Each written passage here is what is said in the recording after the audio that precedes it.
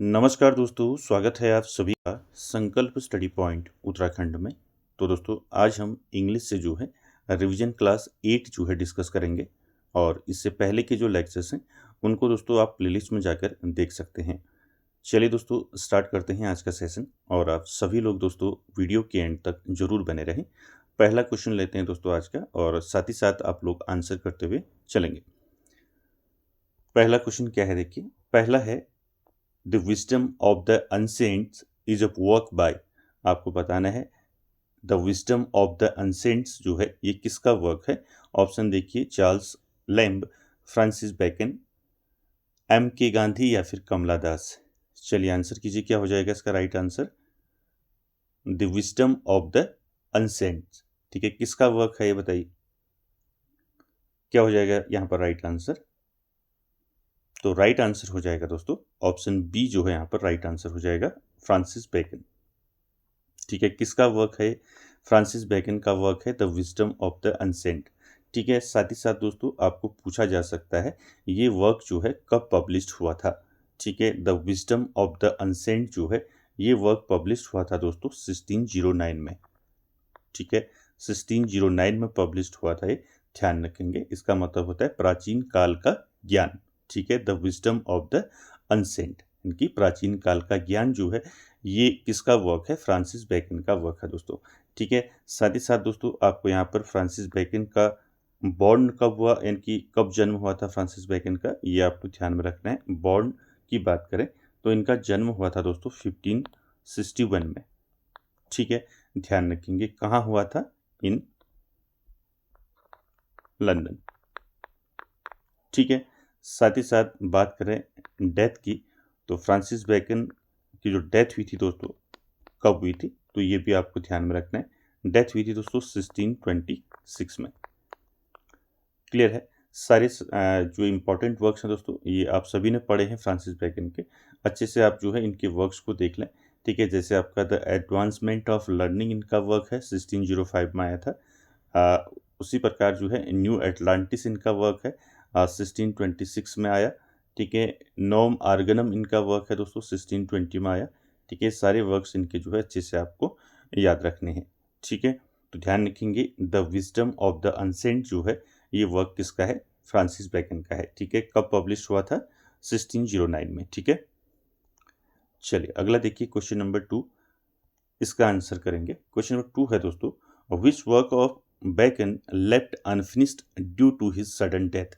तो यहाँ पर आपको बताना है फ्रांसिस बेकन का कौन सा वर्क जो है अनफिनिश्ड वर्क है, जो आपका due to his sudden death, यानी कि उनकी डेथ की वजह से इनका जो वर्क है वो अनफिनिश्ड रहा था। तो कौन सा वर्क था इनका।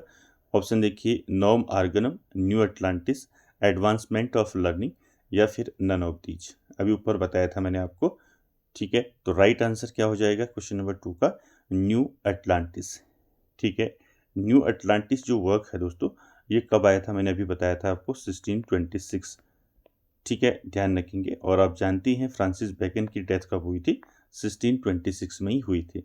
ठीक है, तो इसलिए ध्यान रखेंगे, ये पूछा जा सकता है आपको। साथ ही साथ यहाँ पर नॉर्म आर्गनम की बात करें तो ये कब आया था इनका, ये आया था 1620 में। ठीक है, और द एडवांसमेंट ऑफ लर्निंग की बात करें तो ये आया था वर्क इनका 1605 में। ठीक है, ध्यान रखेंगे सारे आपको इनमें से कोई भी जो है वर्क्स इनका पूछा जा सकता है। ठीक है, क्लियर है। चलिए आगे चलते हैं क्वेश्चन नंबर 3 में। क्वेश्चन नंबर 3 का आंसर करेंगे दोस्तों।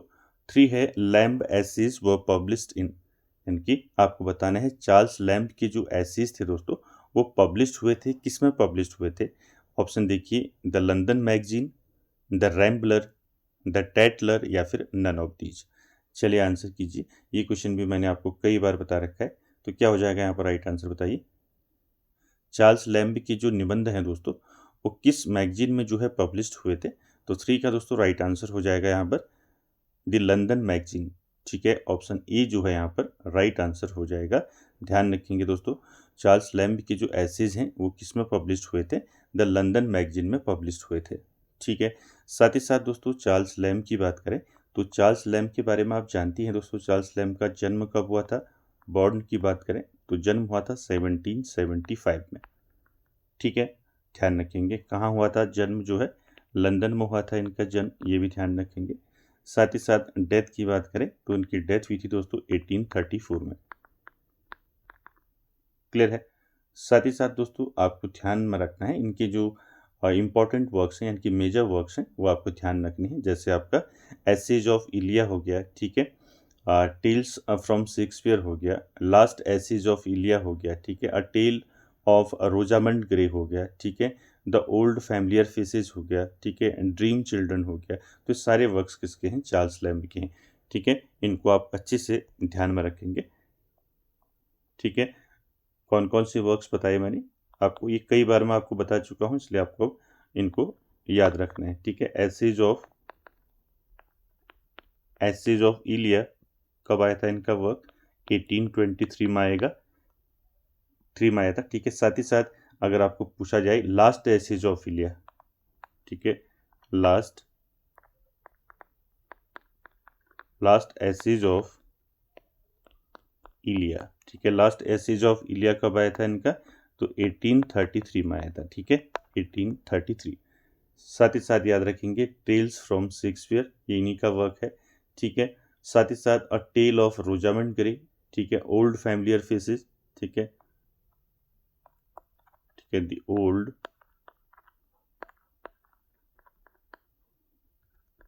द ओल्ड फैमिलियर फेसेस, ठीक है। ओल्ड फैमिलियर फेसेस कब आया था इनका वर्क, यह आया था 1798 में, ठीक है। ड्रीम चिल्ड्रन की बात करें, ये पूछा गया था पहले, ड्रीम चिल्ड्रन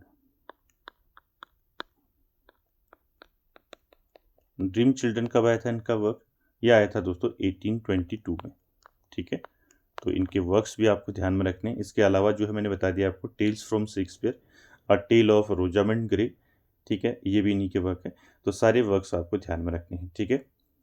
चलिए अगला क्वेश्चन देखिए, क्वेश्चन नंबर 4। क्वेश्चन नंबर 4 का आंसर करेंगे दोस्तों। क्वेश्चन नंबर 4 है, who becames the life long friend of Charles Lamb at Christ hospital, ठीक है। आपको बताना है यहाँ पर चार्ल्स लैम्ब की लाइफ लॉन्ग फ्रेंड कौन थे क्राइस्ट हॉस्पिटल में, ठीक है। तो यहाँ पर ऑप्शन देखिए, पीबी शेले, एस.डी. कॉर्डिश, विलियम वर्ड्सवर्थ या फिर फ्रांसिस बेकन। तो ये भी मैंने आपको क्वेश्चन कराया था जब मैंने आपको लैम्ब के बारे में बताया था डिटेल में। तो यहाँ पर क्या हो जाएगा राइट आंसर 4 का राइट आंसर हो जाएगा दोस्तों एस.डी. कॉर्डिश, ठीक है, ध्यान रखेंगे। ऑप्शन बी जो है यहाँ पर राइट आंसर हो जाएगा, ठीक है। लैम्ब के लाइफ लॉन्ग फ्रेंड कौन थे, सैमुअल टेलर कॉल्ड्रिज थे दोस्तों, ठीक है, ध्यान रखेंगे। बात करें दोस्तों सैमुअल टेलर कॉल्ड्रिज की, तो यहाँ पर इनका बॉर्न आपको ध्यान रखना है, ठीक है। आपको पूछा जा सकता है इनका जन्म कब हुआ था, तो ध्यान रखेंगे 1772 में इनका जन्म हुआ था, ठीक है। कहाँ हुआ था, इंग्लैंड में इनका जन्म हुआ था, ठीक। साथ ही साथ डेथ की बात करें तो इनकी डेथ हुई थी दोस्तों 1834 में, ठीक है। दोनों चीज़ें आपको ध्यान में रखनी है।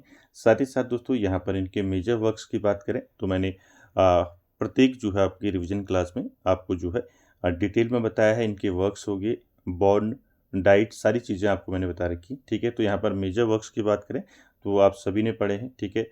The rhyme of the unsent mariner कब आया था, 1798 में आया था, ठीक है। कुबला खान जो है 1817 में आया था, पूछ लिया जाएगा आपको, ठीक है। कुबला खान, ठीक है, कब आया था कुबला खान, इनका वर्क है, कब आया था, 1816 में आया था, ठीक है। ठीक है, कुबला खान कब आया था, इनका वर्क 1816 में आया था। और एक और याद रखेंगे यहाँ पर क्रिस्टाबेल, ये भी कई बार पूछा है, ठीक है। क्रिस्टाबेल कब आया था इनका, ये वर्क इनका आया था दोस्तों 1816 में ही आया था ये भी, ठीक है। ये भी आपको ध्यान में रखना है। डिजेक्शन एंड ओड भी इनका वर्क है, ठीक है, इसको नोट कर लेंगे, ठीक है। और कौन सा वर्क है इनका,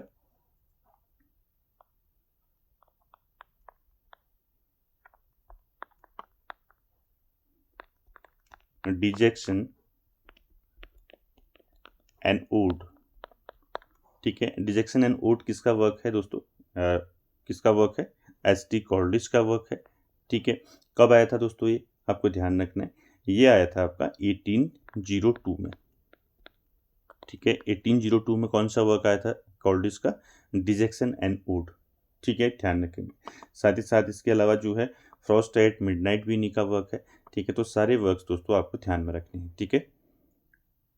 चलिए अगला क्वेश्चन देखिए, क्वेश्चन नंबर 5, इसका आंसर कीजिए। क्वेश्चन नंबर 5 है दोस्तों, in which year did Hazlitt publish his famous essay collection Table Talk. चलिए आप आंसर कीजिए, मैंने कई बार बता रखा है टेबल टॉक के बारे में आपको। टेबल टॉक क्या है दोस्तों, ये विलियम हैजलिट का जो है एक क्या है आपका ऐसे कलेक्शन है, और ये कब जो है दोस्तों पब्लिश हुआ था ये आपको बताना है। 1805, 1811, 1821 या फिर 1835। चलिए आंसर कीजिए, क्या हो जाएगा यहाँ पर राइट आंसर क्वेश्चन नंबर 5 का। मैंने बताया था दोस्तों आपको टेबल टॉक हो गया, ठीक है, इनके अदर वर्क्स सारे मैंने बताए थे, द राउंड टेबल हो गया, ठीक है, ये आपको अच्छे से याद रखना है। The spirit of the age हो गया, द प्लेन स्पीकर हो गया, ठीक है, इंपॉर्टेंट वर्क्स हैं इनके जो पूछे जाते हैं। तो राइट आंसर क्या हो जाएगा यहाँ पर, टेबल टॉक जो है कब पब्लिश हुआ था, तो 5 का राइट आंसर हो जाएगा यहाँ पर 1821, ठीक है, ध्यान रखेंगे। टेबल टॉक कब पब्लिश हुआ था, 1821 में पब्लिश हुआ था, ठीक है। साथ ही साथ दोस्तों बात हो रही है विलियम हैजलिट की, तो हैजलिट के इंपॉर्टेंट वर्क्स आपको पूछे जाते हैं, ठीक है, तो आपने सारे ध्यान में रखने हैं। जैसे आपका टेबल टॉक हो गया, ठीक है, इसके साथ साथ आपको याद रखना है, ठीक है, the round table, the round table, ठीक है। द राउंड टेबल जो है कब आया था इनका, 1817 में आया था, ठीक है, ध्यान रखेंगे, पूछा जाता है कई बार, ठीक है। Table talk, the round table दोनों आपको ध्यान रखने हैं, ठीक है। द राउंड टेबल आया था 1817 में और टेबल टॉक 1821 में, ठीक है। इसके साथ साथ दोस्तों आपको ध्यान में रखना है, इनके अदर वर्क की बात करें, the spirit of the age, ये भी इंपॉर्टेंट है, पूछा जाता है, द स्पिरिट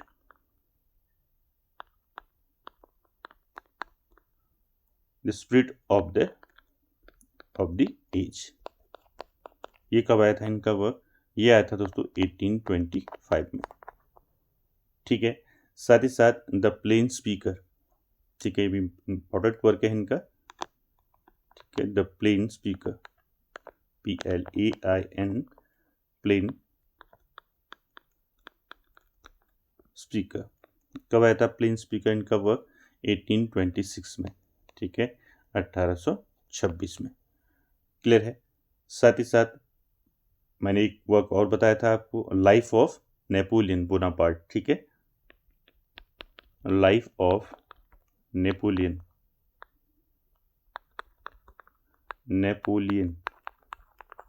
ठीक है, लाइफ ऑफ नेपोलियन वर्क जो है कब आया था इनका, ये आया था आपका 1828 में, ठीक है। तो यहाँ पर दोस्तों सारे वर्क्स जो है दोस्तों विलियम हैजलिट के आपको ध्यान में रखने हैं, ठीक। चलिए आगे चलते हैं क्वेश्चन नंबर 6 में। क्वेश्चन नंबर 6 का आंसर करेंगे दोस्तों। क्वेश्चन नंबर 6 है, on the ignorance of learn written by, किसका वर्क है, चलिए आंसर कीजिए, मैंने पहले बता रखा आपको।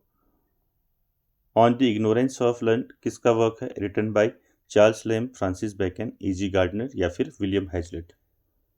चलिए आंसर कीजिए, क्या हो जाएगा यहाँ पर राइट आंसर 6 का। 6 का दोस्तों राइट आंसर हो जाएगा, क्या हो जाएगा बताइए, तो यहाँ पर राइट आंसर हो जाएगा विलियम हैजलिट, ठीक है। अभी ऊपर हमने विलियम हैजलिट के वर्क्स देखे थे, तो इसको भी आपने ध्यान में रखना है, ये भी जो है विलियम हैजलिट का वर्क है, on the ignorance of learn, ठीक है। और साथ ही साथ दोस्तों आपको पूछा जा सकता है कि ये कब पब्लिश हुआ था, ठीक है, तो ये पब्लिश हुआ था दोस्तों 1822 में, क्लियर है। चलिए आगे चलते हैं क्वेश्चन नंबर 7 में। क्वेश्चन नंबर 7 का आंसर करेंगे दोस्तों। क्वेश्चन नंबर 7 है, how many times did Bertrand Russell marry, आपको बताना है कितनी बार जो है रसल ने जो है शादी की थी, ठीक है, 2 टाइम्स, 3 टाइम्स, 4 टाइम्स या फिर 5 टाइम्स। चलिए आंसर कीजिए 7 का, ठीक है। बर्ट्रैंड रसल के बारे में आपने पढ़ा है, ठीक है, इन्होंने कितनी बार जो है शादी की थी ये आपको बताना है, ठीक है, 2 बार, 3 बार, 4 बार या फिर 5 बार। तो राइट आंसर 7 का क्या हो जाएगा, 7 का राइट आंसर हो जाएगा 4 टाइम्स, ठीक है, ऑप्शन सी जो है यहाँ पर राइट आंसर हो जाएगा, ठीक। ध्यान रखेंगे बर्ट्रैंड रसल ने जो है 4 बार जो है शादी की थी दोस्तों, ठीक है। पहली शादी जो है इन्होंने की थी वो किसके साथ की थी, आपको पूछा जा सकता है। पहली शादी की थी इन्होंने पियर्सल स्मिथ के साथ, PEARSALL, ठीक है, पियर्सल स्मिथ। दूसरी शादी इन्होंने की थी सेकंड डोरा ब्लैक के साथ, ठीक है, डोरा ब्लैक। आपको पूछा जा सकता है दोस्तों, इसलिए आपको ध्यान में रखना है, ठीक है, डोरा ब्लैक। तीसरा जो है, तीसरी जो इन्होंने शादी की थी किससे की थी, पैट्रिसिया के साथ की थी, ठीक है, स्पेंस, ठीक है, PATRICIA, स्पेंस, SPENCE, ठीक है, ऐसे याद रखेंगे, स्मिथ, ब्लैक और स्पेंस, ठीक है, ऐसे याद रखेंगे। और चौथा याद रखेंगे, ये कई बार पूछा है चौथा वाला, Edith Finch, Edith Finch, FINCH, ठीक है। तो ध्यान रखेंगे बर्ट्रैंड रसल ने जो है 4 बार शादी की थी दोस्तों, ठीक है, 4 टाइम्स। तो यहाँ पर 4 टाइम्स किसके साथ शादी की थी, किस किसके साथ शादी की थी, पहला किसके साथ की थी, दूसरी, तीसरी और चौथी, आपको ध्यान में रखना है। क्लियर है। और कब की थी अगर पूछा जाएगा आपको, तो जो फर्स्ट मैरिज थी इनकी, जो पहली शादी उन्होंने की थी स्मिथ के साथ, वो की थी दोस्तों 1894 में, ठीक है। दूसरी शादी जो डोरा ब्लैक के साथ की थी इन्होंने, वो की थी इन्होंने 1921 में, ठीक है। तीसरी शादी जो इन्होंने की थी, ठीक है, स्पेंस के साथ, ये की थी इन्होंने 1936 में। और चौथी जो है एडिथ फिंच के साथ की थी इन्होंने 1952 में, ठीक है। जो लास्ट वाला है उसको ध्यान रखेंगे, ठीक है, 1952 में, ठीक है। तो ये चारों आपको ध्यान में रखने हैं, ठीक, क्लियर है। फर्स्ट मैरिज किसके साथ की, सेकंड मैरिज किसके साथ की इन्होंने, थर्ड किसके साथ की और फोर्थ किसके साथ की और कब की, ठीक है, ये आपको पूछे जा सकते हैं, इसलिए इसको ध्यान में रखेंगे, ठीक है। चलिए अगला क्वेश्चन देखिए, क्वेश्चन नंबर 8। क्वेश्चन नंबर 8 का आंसर करेंगे दोस्तों। क्वेश्चन नंबर 8 है, who wrote pebbles on the shore. चलिए मैं कई बार बता चुका हूँ आपको, पेबल्स ऑन द शोर जो है ये वर्क किसका है, lamb, E.G. Gardener, Francis bacon या फिर नन ऑफ दीज। क्या हो जाएगा राइट आंसर यहाँ पर क्वेश्चन नंबर 8 का। तो आप सभी जानते हैं दोस्तों, pebbles on the shore written by E.G. Gardner, ठीक है। तो यहाँ पर ऑप्शन आपका बी राइट आंसर हो जाएगा, ठीक है। E.G. गार्डनर का दोस्तों यहाँ पर कई बार फुल फॉर्म पूछा जाता है इनके नेम का, ठीक है, E.G. गार्डनर। तो ए से याद रखेंगे अल्फ्रेड, अल्फ्रेड, जी से याद रखेंगे जॉर्ज, ठीक है, अल्फ्रेड जॉर्ज गार्डनर इनका पूरा नाम है दोस्तों, कभी क्वेश्चन पूछ लिया जाता है, ठीक है, तो इसलिए ध्यान में रखेंगे। साथ ही साथ दोस्तों इनका पेन नेम पूछा जाता है E.G. गार्डनर का, तो इनका पेन नेम क्या था बताइए, कई बार बता चुका हूँ पेन नेम, कभी पूछा भी गया है दोस्तों कई बार E.G. गार्डनर का पेन नेम, ठीक है। तो इनका पेन नेम था दोस्तों अल्फा ऑफ द प्लो, क्या था, ALPHA, alpha of the plough, PLOUGH, ठीक है। तो ध्यान रखेंगे इनका क्या है, पेन नेम है E.G. गार्डनर का, कई बार पूछा गया है, ठीक है, क्लियर है। साथ ही साथ आपको यहाँ पर याद रखेंगे जो पेबल्स ऑन द शोर है, ये इन्होंने कब लिखा था ये भी पूछा जा सकता है, ठीक है। ये इन्होंने लिखा था दोस्तों, ये इनका एक ऐसे कलेक्शन है पेबल्स ऑन द शोर, ये कब आया था इनका, 1916 में आया था, ठीक है, 1916 में, क्लियर है। पेबल्स ऑन द शोर जो है ये इनका क्या है, ऐसे कलेक्शन है, ठीक है, कब आया था, 1916 में, ठीक है, क्लियर है। ये सारे आपको फैक्ट याद रखने हैं, क्लियर है। साथ ही साथ आपको ध्यान रखना है यहाँ पर इनका जो वर्क है एक आपका विंडफॉल, ठीक है, पूछ लिया जाएगा आपको,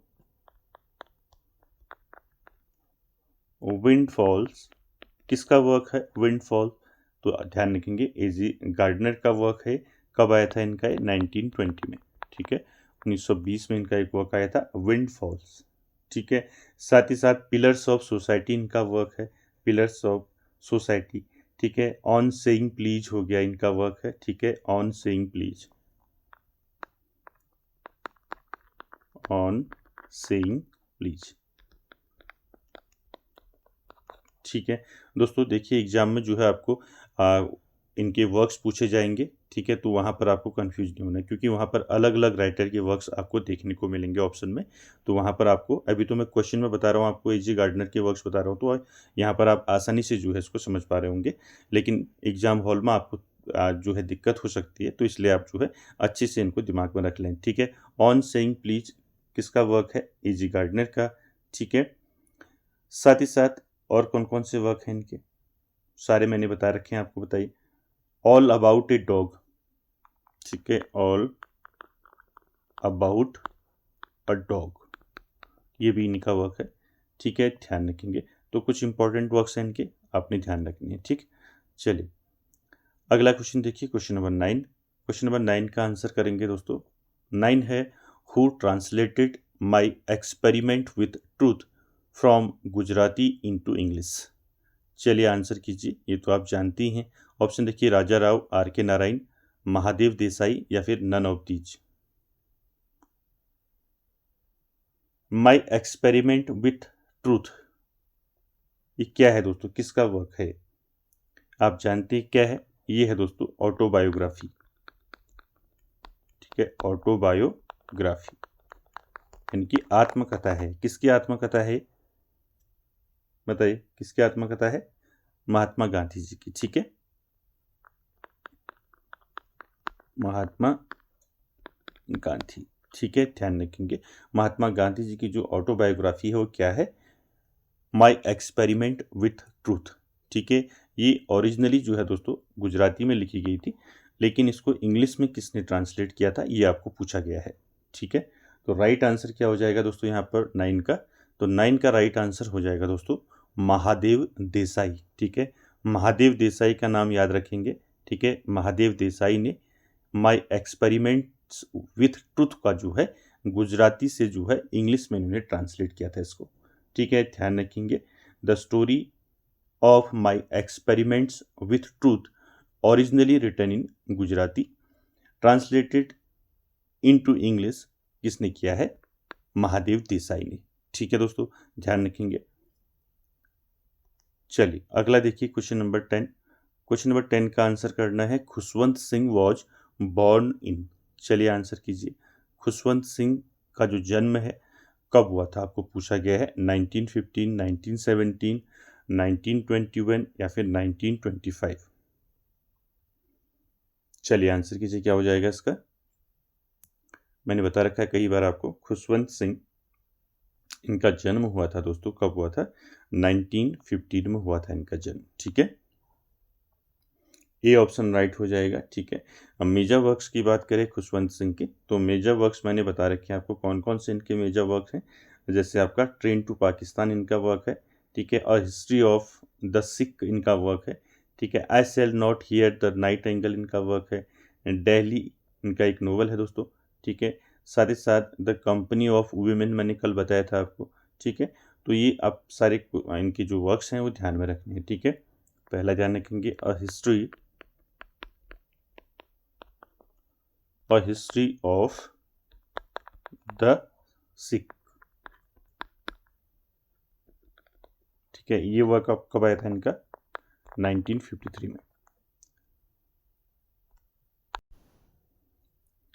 क्लियर है, याद रखेंगे। The history of the Sikh जो है इनका आया था 1953 में। साथ ही साथ दोस्तों यहाँ पर ट्रेन टू पाकिस्तान की बात करें, ये भी इन्हीं का वर्क है। ठीक है, कई बार पूछा है, ट्रेन टू पाकिस्तान। ठीक है, ट्रेन टू पाकिस्तान कब आया था इनका वर्क? कई बार बता चुका हूँ, बताइए कब आया था इनका वर्क? ट्रेन टू पाकिस्तान ये आया था 1956 में।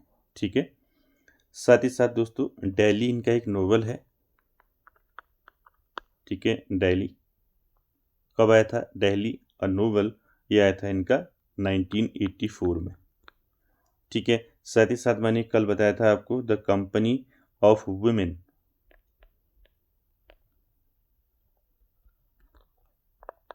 The company of women.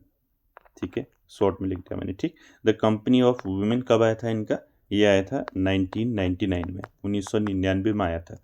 ठीक है, तो ये सारे वर्क्स दोस्तों आपको ध्यान में रखने हैं। ठीक है, खुशवंत सिंह के। ठीक है, एक और वर्क है इनका, S L not hear the night angle, ये नोट रखेंगे, 1959 में आया था। ठीक, क्लियर है? तो सारे वर्क्स आपको ध्यान रखने हैं। चलिए आगे चलते हैं।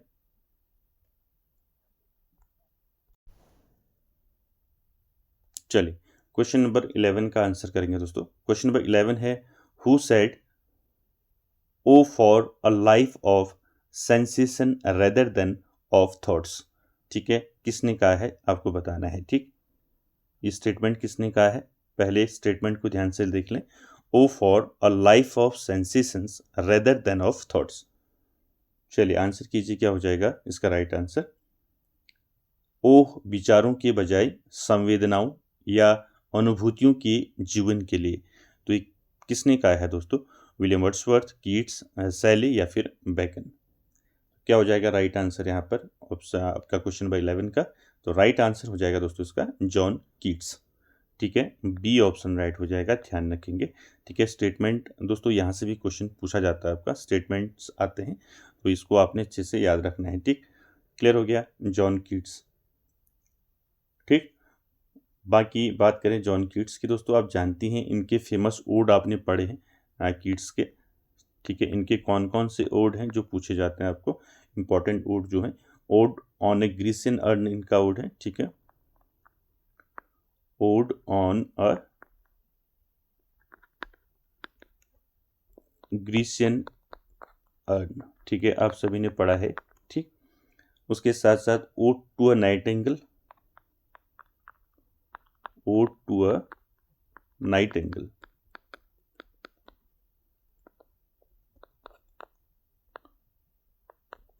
ठीक है, ओड टू अ नाइटिंगेल इन्हीं का वर्क है। ठीक है, ओड टू साइकी, ये ओड पूछे जाते हैं, ध्यान रखेंगे, ओड टू साइकी। ठीक है, और कौन कौन से वर्क हैं इनके, एक इम्पॉर्टेंट वर्क इनका पूछा जाता है कई बार, एंडीमियन। ठीक है, पूछ लिया जाएगा आपको,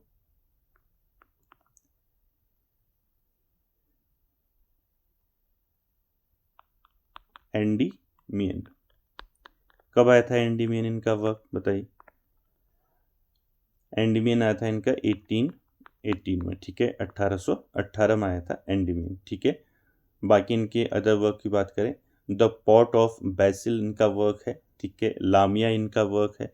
ठीक है, आप सभी ने पढ़ा है, तो सारे इनके वर्क्स आपको ध्यान में रखने हैं। ठीक, चलिए अगला देखिए, क्वेश्चन नंबर 12, इसका आंसर करेंगे। क्वेश्चन नंबर 12 है दोस्तों, W B Yeats poem the stolen child is inspired bye.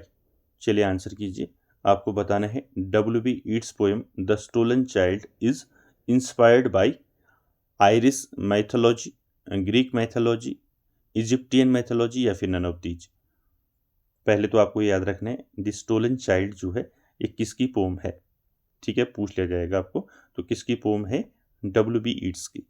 ठीक है, किनसे किससे इंस्पायर्ड है, तो राइट आंसर हो जाएगा 12 का दोस्तों, क्या हो जाएगा, आयरिश मैथोलॉजी। ठीक है, तो यहाँ पर पहला जो ऑप्शन है ये आपका राइट आंसर हो जाएगा 12 का। ठीक है, डब्ल्यू बी ईट्स दोस्तों आप जानती हैं इनके मेजर वर्क्स पूछे जाते हैं डब्ल्यू बी ईट्स के, तो इनके मेजर वर्क्स जो हैं आपको ध्यान में रखने हैं, कौन कौन से इनके मेजर वर्क्स हैं। ठीक है, मैंने आपको सारे बता रखे हैं। ठीक है, द वांडरिंग्स ऑफ ओशंस। ठीक है,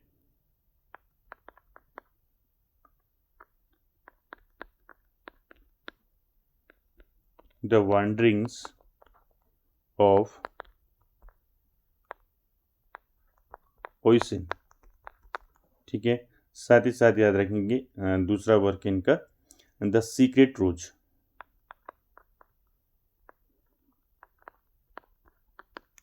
सीक्रेट रोज।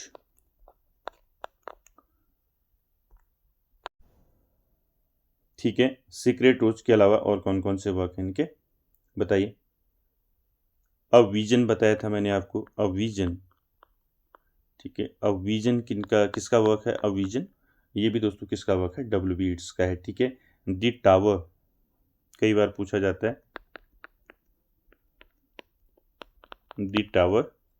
ठीक है, साथ ही साथ इम्पोर्टेंट वर्क है सेलिंग टू बाइजेंटियम, ये तो आपने पढ़ा ही है, सेलिंग टू बाइजेंटियम। ठीक है, दी टावर कब आया था इनका दोस्तों, ये पूछा जाता है। दी टावर इनका जो वर्क है ये आया था 1928 में, ये पूछा गया है पहले। ठीक है, ध्यान रखेंगे।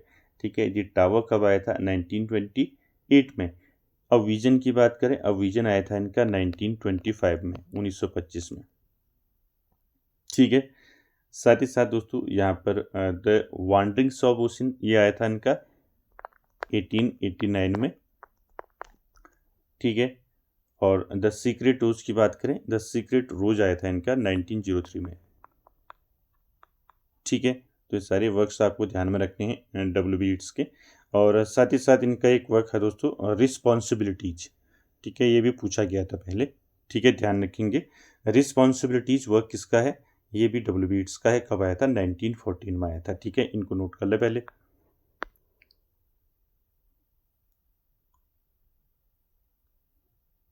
ठीक है, चलिए अगला एक वर्क और नोट कर लें, रिस्पॉन्सिबिलिटीज।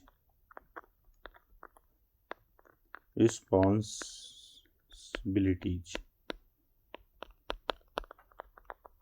ठीक है, रिस्पॉन्सिबिलिटीज जो है ये इन्हीं का वर्क है दोस्तों। कब आया था ये, 1914 में। ठीक है, 1914 में वर्क आया था। पूछ लिया जाएगा आपको रिस्पॉन्सिबिलिटीज वर्क किसका है, तो ध्यान रखेंगे किसका है, WBETS का। ठीक है, चलिए अगला क्वेश्चन देखिए, क्वेश्चन नंबर 13, इसका आंसर करेंगे दोस्तों। क्वेश्चन नंबर 13 है which volume by Sarojini Naidu contains poems like the gift of India and songs of life and death. चलिए आंसर कीजिए, आपको बताना है, वॉल्यूम बताना है। ठीक है, कौन से सरोजनी नायडू के कौन से वॉल्यूम में ये पोएम्स आपको देखने को मिलती हैं, the gift of India and songs of the life and death. चलिए आंसर कीजिए, क्या हो जाएगा। मैंने आपको बता रखे हैं दोस्तों, सरोजनी नायडू की जो पोइट्री वॉल्यूम्स हैं वो मैंने आपको सारे बता रखे हैं। The golden threshold, the bird of time, the broken wing. ठीक है, आपको बताना है किस में से जो है, किस वॉल्यूम में जो है ये पोएम्स आई थी इनकी, द गिफ्ट ऑफ इंडिया और songs of like and death, life and death. ठीक है, चलिए बताइए क्या हो जाएगा इसका राइट आंसर। तो यहाँ पर दोस्तों राइट आंसर हो जाएगा 13 का, क्या हो जाएगा, द ब्रोकन विंग। ठीक है, ऑप्शन सी जो है यहाँ पर राइट आंसर हो जाएगा। ठीक है, द ब्रोकन विंग मैंने बताया था, द ब्रोकन विंग जो है इनका जो पोइट्री वॉल्यूम है ये कब आया था, 1917 में आया था ये वॉल्यूम। ठीक है, इसी वॉल्यूम में जो है दोस्तों ये पोम देखने को मिलती हैं। ठीक है, ये दोनों ध्यान रखेंगे, इस प्रकार से भी आपको पूछ लिया जाता है। ठीक है, आपको जो है फर्स्ट जो इनका पोइट्री वॉल्यूम है द गोल्डन थ्रेशोल्ड, वहाँ से भी आपको पूछ लिया जाएगा कि जो फर्स्ट इनका पोइट्री वॉल्यूम है उसमें कौन कौन सी पोम्स आई।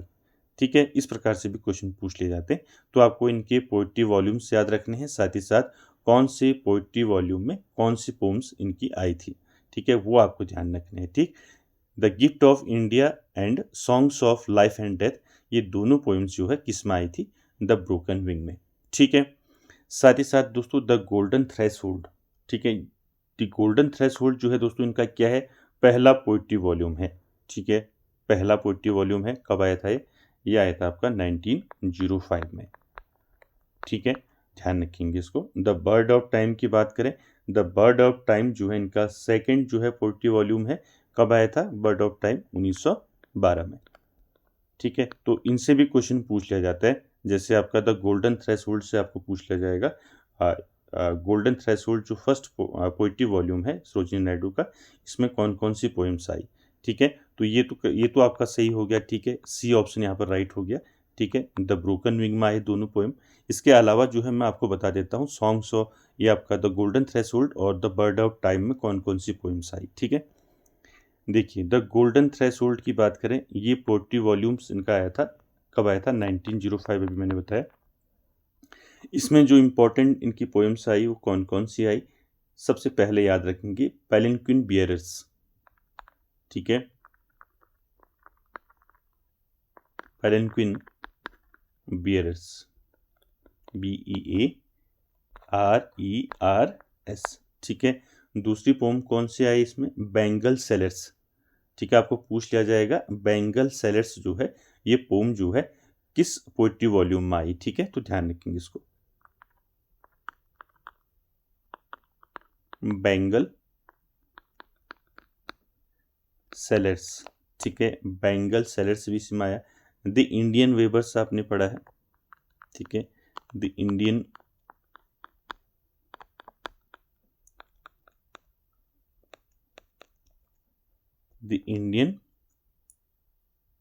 वेबर्स, ठीक है। तो ये ध्यान रखेंगे दोस्तों, जो इनका पहला जो पोइट्री वॉल्यूम है, ये फर्स्ट पोइट्री वॉल्यूम है इनका, फर्स्ट पोइट्री वॉल्यूम, ठीक है। तो फर्स्ट पोइट्री वॉल्यूम है द गोल्डन थ्रेशोल्ड, जो आपका 1905 में आया। इसमें कौन कौन सी पोम आई, ठीक है, इनको आपने ध्यान रखना है। पैलिनक्विन बियरर्स पहला याद रखेंगे, दूसरा बेंगल सेलर्स, तीसरा द इंडियन वेवर्स, ठीक है, ध्यान रखेंगे। क्लियर हो गया, पहले से मैंने आपको बता दिया, ठीक है। द ब्रोकन विंग से आपने देख लिया, जो इनका थर्ड जो पोइट्री वॉल्यूम था मैंने बता दिया, उसमें कौन सी पोएम आई, कौन सी पोएम आई थी, द गिफ्ट ऑफ इंडिया और आपका song of life and death, ठीक है। चलिए, इसके बाद जो इनका दोस्तों दूसरा जो इनका पोइट्री वॉल्यूम है द बर्ड ऑफ टाइम, ठीक है। द बर्ड ऑफ टाइम कब आया था, मैंने बताया था अभी आपको 1912 में, ठीक है। इसमें कौन कौन सी पोम्स आई, ठीक है, इसमें याद रखेंगे इन द बाजार ऑफ हैदराबाद, ठीक है, ध्यान रखेंगे इन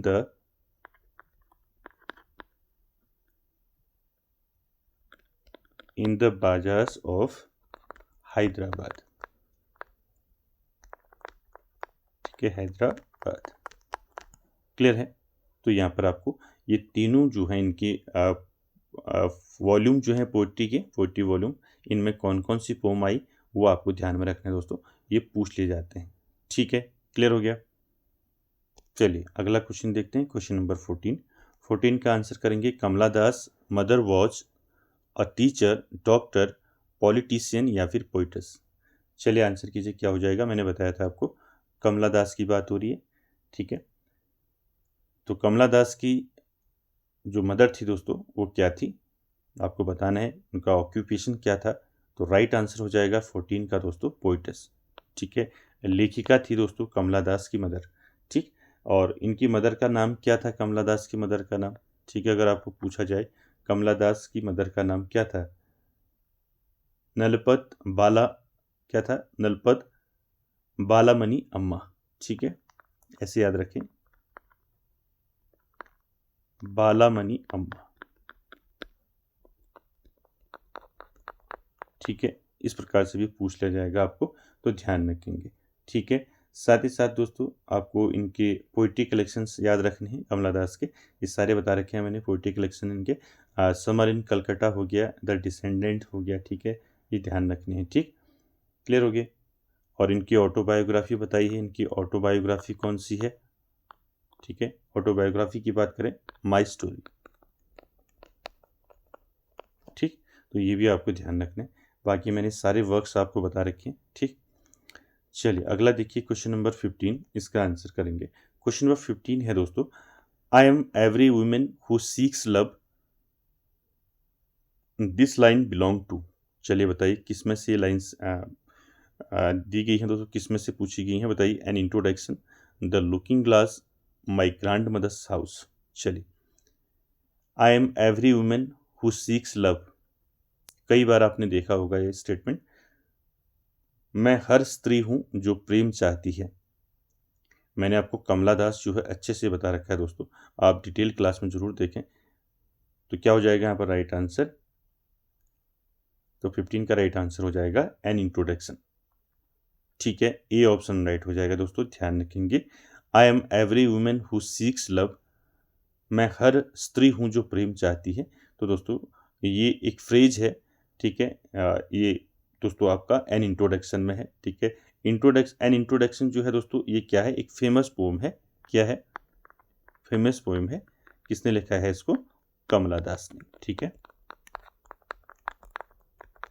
क्लियर है, कमला दास ने लिखा है। और साथ ही साथ दोस्तों आपको ध्यान में रखना है, first appearing in her 1965 collection summer in Calcutta, ठीक है। ये सबसे पहले जो पब्लिश हुई थी दोस्तों, ये किस में आई थी सबसे पहले, इनके समर इन कलकत्ता में आई थी 1965 में, ठीक है। चलिए आगे चलते हैं।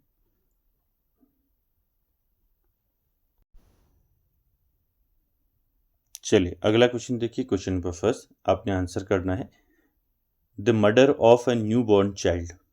चलिए क्या कहते हैं बताइए, the murder of a newborn child. Homicide, infanticide, fratricide या फिर पेटिसाइड। क्या हो जाएगा right answer, the murder of a newborn child. जो न्यू बॉर्न चाइल्ड है उसके मर्डर को क्या कहा जाता है, राइट आंसर हो जाएगा दोस्तों इन्फेंटिसाइड कहते हैं इसको। ठीक है, ऑप्शन बी जो है दोस्तों राइट आंसर हो जाएगा। होमिसाइड किसे बोलते हैं, जो ह्यूमन का मर्डर करता है, ठीक है, ह्यूमन का। ठीक है, फेटिसाइड किसे बोलते हैं, फेटिसाइड ब्रदर के मर्डर को बोलते हैं, ठीक है, ब्रदर के मर्डर को। ठीक, और पेट्रिसाइड ये बोलते हैं फादर के मर्डर को। ठीक, ठीक हो गया। तो इस प्रकार से भी आपके क्वेश्चन पूछे जा सकते हैं। ठीक, चलिए अगला क्वेश्चन देखिए, क्वेश्चन नंबर टू में आंसर करना है दोस्तों, what is the antonyms of bold. आपने एंटेनिम बताना है बोल्ड का। बोल्ड का आपको क्या बताना है, विलोम बताना है। क्या हो जाएगा बताइए, बोल्ड मीन्स क्या होता है, साहसी, निडर। तो इसका क्या हो जाएगा, एंटेनिम्स क्या हो जाएगा इसका, साहसी का क्या हो जाएगा, शांत हो जाएगा। ठीक, तो राइट आंसर क्या हो जाएगा टू का, मीक हो जाएगा। ठीक है, मीक। तो ऑप्शन बी जो है राइट आंसर हो जाएगा इसमें। ठीक है, मीक कह सकते हो। ठीक है, साथ ही साथ आप क्या कह सकते हो मीक के अलावा, साई कह सकते हो। ठीक है, साई के साथ साथ टिमिड कह सकते हो। ठीक, ये भी आपको ध्यान में रखने। एंटेनिम्स और सिनोनिम्स पूछे जाते हैं दोस्तों, इनको भी आप लोग तैयार कर लें, क्योंकि अब ऐसा है दोस्तों, एंटेनिम्स एंड सिनोनिम्स जो है ये तो कहीं से भी पूछे जा सकते हैं। ठीक है, इसलिए आप इसको अच्छे से देखें और अधिक से अधिक जो है वोकैब आप प्रैक्टिस करें। ठीक, अगला देखिए क्वेश्चन नंबर थ्री में आंसर करना है आपको, what is the synonyms of siren. तो आपको पर्यायवाची बताना है दोस्तों सिरेन वर्ड का। आंसर देखिए क्या हो जाएगा इसका, calm, noisy, loud, none of these. क्या हो जाएगा बताइए,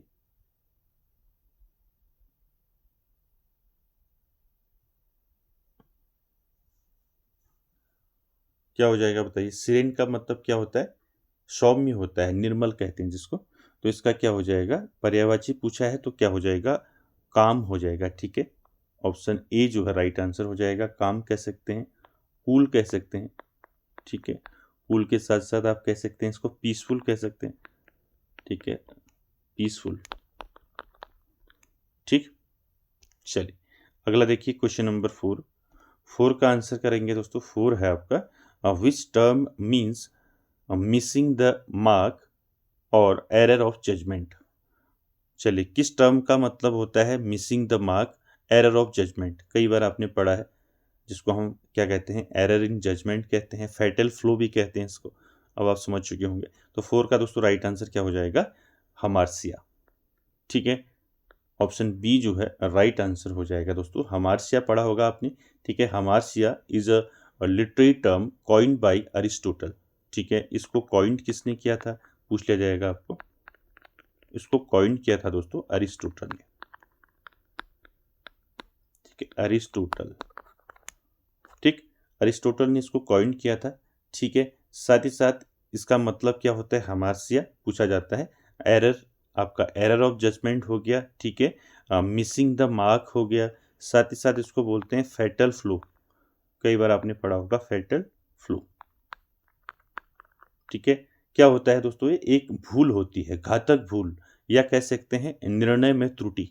ठीक है, और पतन का कारण बनने वाली कमजोरी, इसको हम कह सकते हैं। ठीक है, is a literary term coined by Aristotle in Poetics referring to a fatal flaw, error in judgement और mistake made by a protagonist that leads to their downfall. ठीक है, तो इसको ध्यान में रखेंगे। आपने हमारे से पढ़ा है अच्छे से। ठीक, तो इसको ध्यान रखेंगे। चलिए अगला देखेंगे क्वेश्चन नंबर फाइव का आंसर करेंगे दोस्तों, according to William Wordsworth what is not essential to poetry. Poetry के लिए क्या आवश्यक नहीं है, अकॉर्डिंग टू विलियम वर्ड्सवर्थ। ठीक है, ऑप्शन देखिए, मीटर, इमेजिनेशन, टैलेंट, राइम। चलिए आंसर कीजिए, क्या हो जाएगा इसका। आपको बताना है according to William Wordsworth what is not essential, ठीक है, टू पोइट्री। पोइट्री के लिए क्या आवश्यक नहीं है विलियम वर्ड्सवर्थ के अनुसार। तो राइट आंसर हो जाएगा 5 का दोस्तों। देखिए इमेजिनेशन तो इनका है, टैलेंट भी है, राइम भी है, ठीक है, मीटर नहीं है। ठीक है, तो यहाँ पर ए ऑप्शन यहाँ पर आपका राइट आंसर हो जाएगा। ठीक, क्लियर है। चलिए अगला देखिए, क्वेश्चन नंबर 6 का आंसर कीजिए दोस्तों। विच of the following is not a theme commonly found in kids poetry.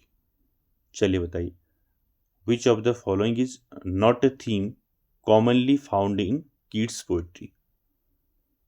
कौन सी थीम जो है कॉमनली जो है किड्स की पोइट्री में देखने को नहीं मिलती है, बताइए।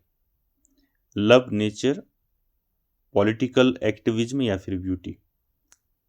तो किड्स का आपने देखा है दोस्तों, ठीक है, किड्स की पोइट्री में आपको ब्यूटी देखने को मिलती है, ठीक है, नेचर के बारे में देखने को मिलता है, लव के बारे में मिलता है, लेकिन पॉलिटिकल एक्टिविज्म नहीं मिलता है। ठीक है, तो यहाँ पर सी ऑप्शन राइट हो जाएगा। नॉट पूछा है, ध्यान रखेंगे। ठीक है, पॉलिटिकल एक्टिविज्म का मतलब होता है राजनीतिक सक्रियतावाद। ठीक है, ध्यान रखेंगे।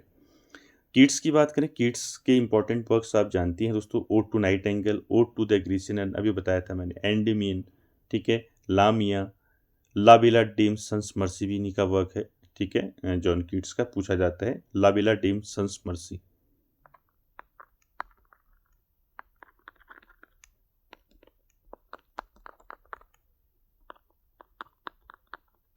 सन्स मर्सी, ठीक है, तो ये वर्क किसका है, किड्स का। ठीक है, चलिए अगला क्वेश्चन देखिए, क्वेश्चन नंबर 7, इसका आंसर करेंगे। 7 है दोस्तों, which among the following is not a poem by kids.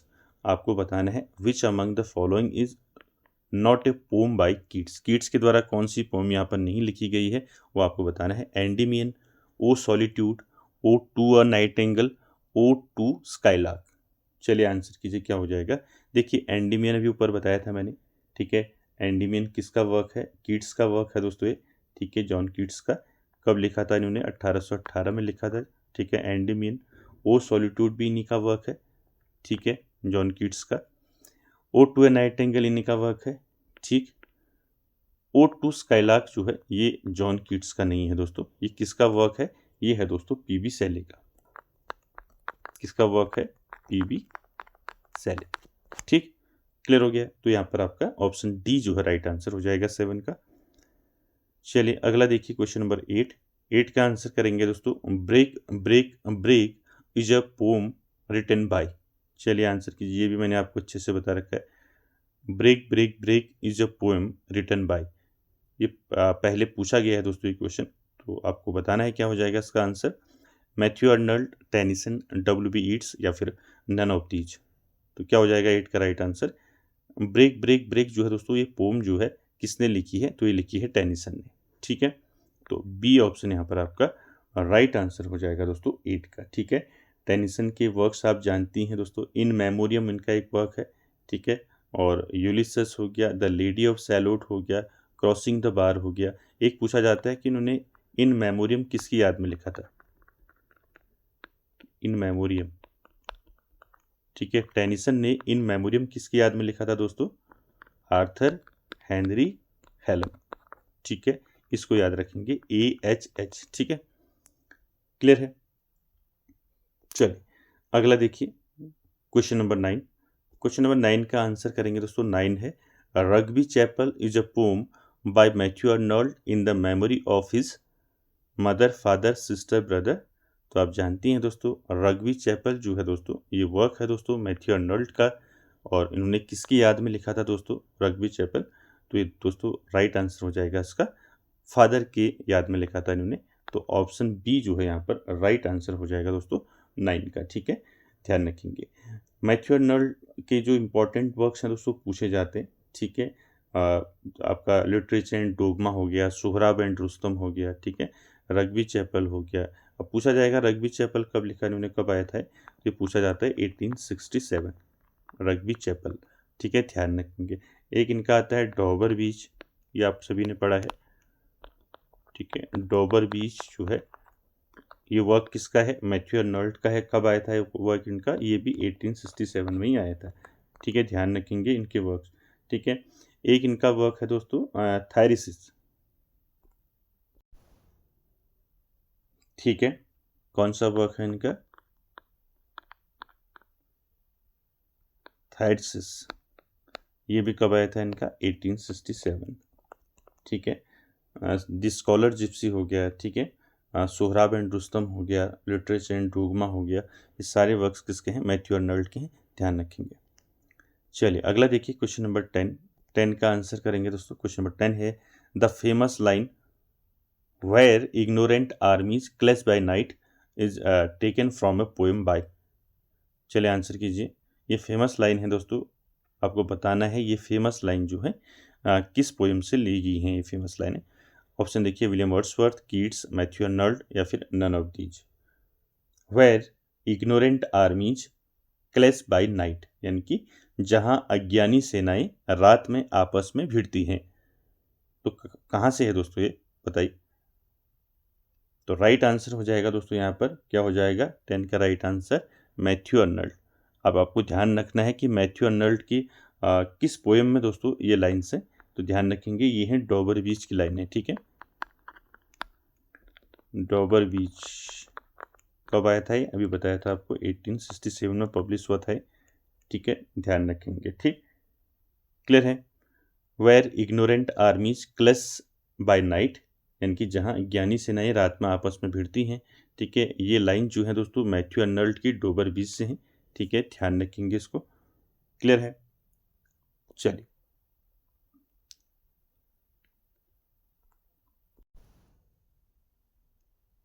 Question number 11 का आंसर करेंगे। क्वेश्चन नंबर 11 है दोस्तों, in which year did T S. Eliot receive the Nobel prize in literature. ये तो मैंने कई बार बताया आपको, ठीक है, क्या हो जाएगा 1948, 54, 58, 45, क्या हो जाएगा राइट आंसर क्वेश्चन नंबर 11 का। तो 1948 में मिला था दोस्तों टी.एस. इलियट को नोबेल प्राइज, ठीक है, ये मैंने कई बार बता रखा है, ठीक। साथ ही साथ टी.एस. इलियट के वर्क्स आप जानती हैं, द वेस्टलैंड हो गया, ठीक है, मर्डर इन द कैथेड्रल हो गया, ठीक है, जर्नी ऑफ द मैजाई हो गया, ठीक है, द कॉकटेल पार्टी हो गया, ठीक है, द कॉन्फिडेंशियल क्लर्क हो गया, और द फैमिली रियूनियन हो गया, ये सारे वर्क्स हैं टी.एस. इलियट के, ठीक। चलिए आगे चलिए क्वेश्चन नंबर 12 में। 12 का आंसर करेंगे दोस्तों। 12 है आपका, which of the following works by टी.एस. Eliot is a verse drama. तो टी.एस. इलियट का कौन सा वर्क है दोस्तों यहाँ पर जो आपका वर्स ड्रामा है। ऑप्शन देखिए, the wasteland, the hollow man, four quartets, murder in the cathedral. चलिए आंसर कीजिए, क्या हो जाएगा 12 का राइट आंसर। कौन सा यहाँ पर टी.एस. इलियट का जो है वर्स ड्रामा है, तो राइट आंसर हो जाएगा मर्डर इन द कैथेड्रल, ठीक है, ऑप्शन डी जो है यहाँ पर राइट आंसर हो जाएगा दोस्तों, ठीक है, ध्यान रखिए। अगला देखिए क्वेश्चन नंबर 13 का आंसर करेंगे। 13 है दोस्तों, what is the title of W.B. Yeats poem that included the line a terrible beauty is born. चलिए आंसर कीजिए, what is the title of W.B. Yeats poem that included the line a terrible beauty is born. बताइए, Easter, the second coming, sailing to Byzantium या फिर none of these. क्या हो जाएगा 13 का right answer. तो कहाँ पर ये देखने को मिलता है आपको, a terrible beauty is born, एक भयानक सुंदरता का जन्म होता है। पढ़ा होगा आपने, किस में पढ़ा, ईस्टर में, ठीक है। तो यहाँ पर राइट आंसर हो जाएगा 13 का ईस्टर 1916, ठीक है, ए ऑप्शन आपका राइट आंसर हो जाएगा, ठीक। चलिए अगला देखिए क्वेश्चन नंबर 14। क्वेश्चन नंबर 14 का आंसर करेंगे। 14 है दोस्तों, which one is a philosophical work of W.B. Yeats which he wrote with the help of his wife. चलिए आपको बताना है कौन सा इनका W.B. Yeats का फिलोसॉफिकल वर्क है जिसमें इनकी जो हेल्प की थी, इनकी वाइफ ने इनकी हेल्प की थी। तो ये बताना है आपका कौन सा फिलोसफिकल वर्क है इनका। The seven woods, a vision, the wandering of ocean. तो क्या हो जाएगा दोस्तों 14 का राइट आंसर? राइट आंसर हो जाएगा दोस्तों अ विजन। ठीक है, ध्यान रखेंगे अ विजन जो है दोस्तों एक इनका फिलोसॉफिकल वर्क है, जिसमें दोस्तों इन्होंने हेल्प ली थी अपनी वाइफ की। ठीक है, इनकी वाइफ ने इसमें हेल्प किया था इनको। ठीक, चलिए अगला देखिए 15 नंबर। 15 में आपने आंसर करना है विच British poet inspired Frost the road not taken. चलिए कौन सा ब्रिटिश पोएट था जो इंस्पायर्ड था दोस्तों फ्रॉस्ट के द रोड नॉट टेकन से? बताइए कौन सा ब्रिटिश पोएट था जो रॉबर्ट फ्रॉस्ट के द रोड नॉट टेकन से इंस्पायर्ड था? ऑप्शन देखिए, Ezra Pound, T S. Eliot, Edward Thomas या फिर नन ऑफ दीज। चलिए आंसर कीजिए 15 का दोस्तों, क्या हो जाएगा राइट आंसर? 15 का राइट आंसर हो जाएगा दोस्तों आपका एडवर्ड थॉमस। ठीक है, ध्यान रखेंगे, पूछ लिया जाएगा आपको। द रोड नॉट टेकन आपने पढ़ा होगा अच्छे से। ठीक है, तो इससे इंस्पायर्ड थे दोस्तों एडवर्ड थॉमस। ठीक है, चलिए अगला देखिए दोस्तों, बात करें रॉबर्ट फ्रॉस्ट की दोस्तों। ठीक है, रॉबर्ट फ्रॉस्ट के बारे में मैंने आपको बता रखी है सारी चीज़ें। रॉबर्ट फ्रॉस्ट, ठीक है, एक अमेरिकन पोइट है दोस्तों रॉबर्ट फ्रॉस्ट। ठीक है, इनके वर्क्स पूछे जाते हैं। द रोड नॉट टेकन हो गया, ठीक है, साथ ही साथ मेंडिंग वॉल हो गया, बिरचेज हो गया, ठीक है, stopping by woods on a snowy evening हो गया। ठीक है, ये सारे मैंने बता रखे हैं, और इनके जो पोइट्री कलेक्शन है वो भी बता रखे हैं मैंने आपको। ठीक है, माउंटेन इंटरवल हो गया, नॉर्थ ऑफ बूस्टन हो गया, ठीक है, न्यू हैम्पशायर हो गया। ठीक है, ये सारे आपको मैंने बता रखे हैं। ठीक, चलिए क्वेश्चन नंबर 16 की बात करें। 16 में आपने आंसर करना है what award did Frost received in 1960। No, आपको बताना है रॉबर्ट फ्रॉस्ट को जो है 1960 में कौन सा अवार्ड मिला था? Nobel prize, national book award, congressional gold medal. तो बताइए कौन सा मेडल मिला था, कौन सा अवार्ड मिला था इनको रॉबर्ट फ्रॉस्ट को 1960 में? तो क्या हो जाएगा यहाँ पर राइट आंसर दोस्तों क्वेश्चन नंबर 16 का? तो राइट आंसर हो जाएगा दोस्तों कांग्रेसनल गोल्ड मेडल मिला था इनको 1960 में। ठीक है, ऑप्शन सी जो है यहाँ पर राइट आंसर हो जाएगा दोस्तों क्वेश्चन नंबर 16 का। क्लियर है? चलिए 17 पे चलिए। क्वेश्चन नंबर 17 का आंसर करेंगे। 17 है दोस्तों, is there an Indian way of thinking, this is a work by. यानी कि यहाँ पर आपको अच्छे से वर्क ध्यान में रखना है। ठीक है, is there an Indian way of thinking. ठीक है, किसका वर्क है बताना है आपको? निज़ाम इस्किल का, ए.के. रामानुजन, राजा राव या फिर नन ऑफ दीज। क्या हो जाएगा राइट आंसर बताइए क्वेश्चन नंबर 17 का? Is there an Indian way of thinking. दोस्तों ये वर्क है आपका ए.के. रामानुजन का। ठीक है, तो यहाँ पर ऑप्शन बी जो है राइट आंसर हो जाएगा। ए.के. रामानुजन जो है ये इंडो अमेरिकन पोएट हैं दोस्तों। इनका जन्म पूछा जाता है, बॉर्न इनका जन्म हुआ था 1929 में। ठीक है, कहाँ हुआ था मैंने बताया था आपको, मैसूर में इनका जन्म हुआ था, इन मैसूर। ठीक है, मैसूर में इनका जन्म हुआ था। ठीक, साथ ही साथ इनके पोइट्री कलेक्शंस पूछे जाते हैं। ठीक है, जैसे आपका द स्ट्राइडर्स मैंने बताया था, पिछली बार पूछा गया था यहाँ से द स्ट्राइडर्स। ठीक है, रिलेशंस इनका दोस्तों पोइट्री कलेक्शन है, रिलेशंस। स्पीकिंग ऑफ शिवा, ठीक है, द ब्लैक हैंड, ये सारे इनके क्या हैं पोइट्री कलेक्शंस हैं। ठीक है, एक बार नोट कर लेंगे ए.के. रामानुजन के पोइट्री कलेक्शंस। ठीक है, पहला कौन सा पोइट्री कलेक्शन था इनका? The striders, STRIDERS, striders. ठीक है, ये आया था इनका 1966 में। दूसरा याद रखेंगे इनका पोइट्री कलेक्शन रिलेशंस, ये आया था इनका 1971 में। ठीक है, उसके बाद याद रखेंगे स्पीकिंग ऑफ शिवा। ठीक है, स्पीकिंग ऑफ शिवा, ये आया था इनका स्पीकिंग ऑफ शिवा 1973 में। ठीक है, और एक इनका है द ब्लैक हैंड, BLAC की ब्लैक हैंड। ठीक है, ये भी इन्हीं का वर्क है। ठीक है, ये सारी चीज़ें आपको ध्यान में रखनी है दोस्तों। ठीक है, चलिए अगला देखिए, क्वेश्चन नंबर 18 का आंसर करेंगे। क्वेश्चन नंबर 18 है दोस्तों, who said India does not have one past but money pasts. ठीक है, तो आपको बताना है दोस्तों किसने कहा है, ए के नारायण, आर के नारायण, राजा राव, ए के रामानुजन या फिर हेनरी। तो यहाँ पर दोस्तों आपको बताना है क्या हो जाएगा इसका राइट आंसर 18 का, बताइए। Who said India does not have one past but money pasts. तो राइट आंसर यहाँ पर क्या हो जाएगा, राइट आंसर 18 का हो जाएगा ए के रामानुजन। किसने कहा है, ए के रामानुजन ने कहा है, ध्यान रखेंगे। ठीक, अगला देखिए 19 नंबर, आंसर करेंगे when Amitabh Ghosh was born. चलिए आंसर कीजिए, तो आपको पता ही है अमिताभ घोष का जन्म कब हुआ था, 1956, 1953, 1959 या फिर 1960।